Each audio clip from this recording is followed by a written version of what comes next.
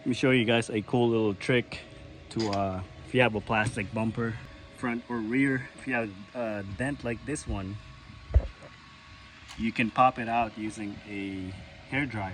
So what we're gonna do is we're gonna heat it up pretty good, and then we're gonna open this side up, and then we're gonna pop it from inside. But you have to get this like really hot.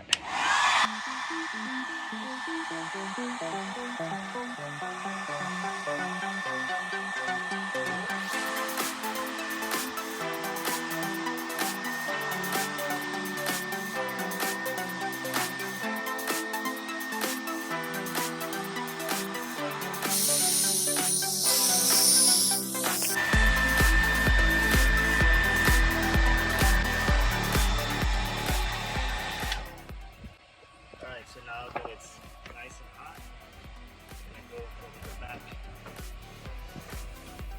inside, and we're gonna try to push it out.